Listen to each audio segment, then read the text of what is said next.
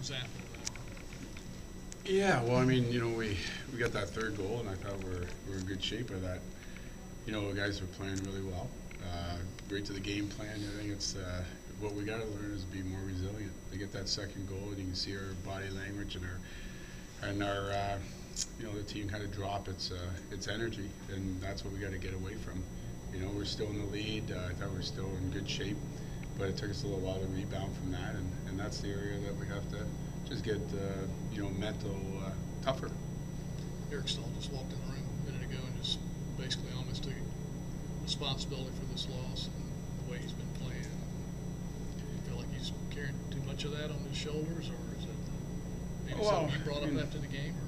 No, he's a leader, and I said before, no one at this level wants to not feel like they perform to their to their top, and he's a straight on guy, and he feels like that. That's a good step by your leader, not passing the buck or anything. But like I said at the beginning, it's not all about one guy leading the charge. What we need is our whole overall team after that second goal, like I say, dropped their confidence and body language and the way we played. So Eric's just one of the 20, 21 guys on this team, but overall, it's the whole team right now that I think has to continue. If you're young, you got to keep going and you bring energy.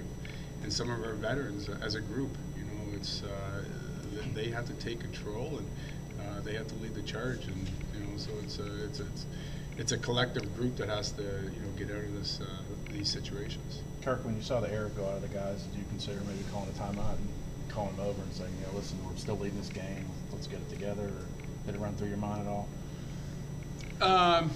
Not at that time. I mean, I thought we're like, I mean, where it was in the period, I thought it was a good challenge to see how they would rebound. I mean, we had the lead. I didn't think it was like the game was going to get in our hand. I just thought, let's battle through this and let's see if they can, and then we'll get regroup in the after the period, and then let's get ready for the third. I wasn't like I think the game got out of hand or anything like that. I didn't think it was the right time, and I thought it was a good way of seeing it to mentally stay tough and kind of battle through it. What was your message to the team after the game was over? Well, I think it's just like we talked about in Florida. I mean, we play really well for the most part. We're in control of the games. It seems like when a certain situation happens, it kind of really, deflates us, and there's no reason for it. I mean, we just got to keep plugging along. That's why it's 60 minutes. Same thing tonight. I mean, we just got to stay resilient, especially when you got the lead, and that shouldn't hinder us. And we should just keep pushing and go through these situations. It's not going to be the last time you get scored on. So, and I just said, we got to find ways when we play this well to pick up points, and we're throwing points away by just a couple little costly mental mistakes, and I think they're from not staying mentally tough during the course of what goes on in a hockey game. Impressions of National's debut? I think he's got great hockey sense. It's a big jump.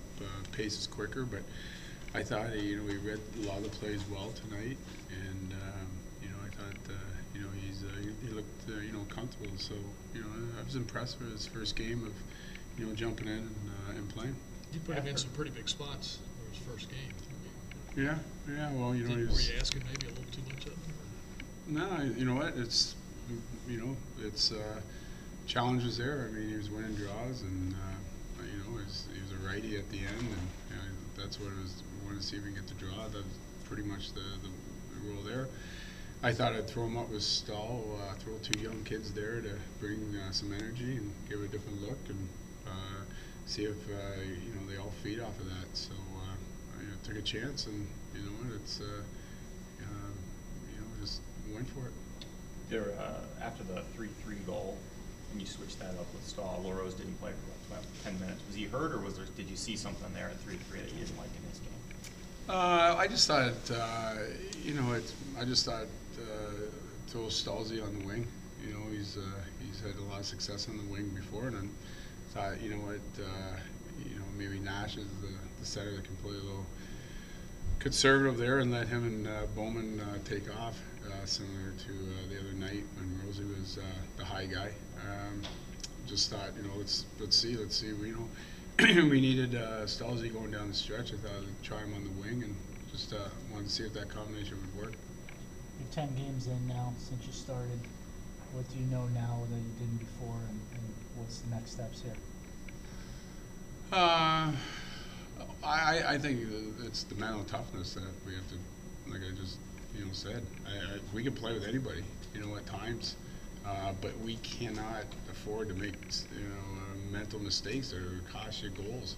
It's a tight league. Everyone's in the same boat. I mean, they're all 1-goal games, and this is what it's going to be like all the time. And so what you got to find a way is when you have the lead, you got to have confidence to protect it, and when you're down, you got to find ways to get it.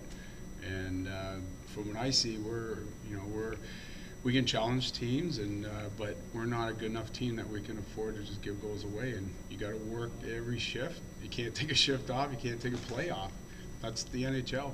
And I think if we do lose points, it's really what we have done to lose them, not what the other teams have done against us. Thanks, Coach.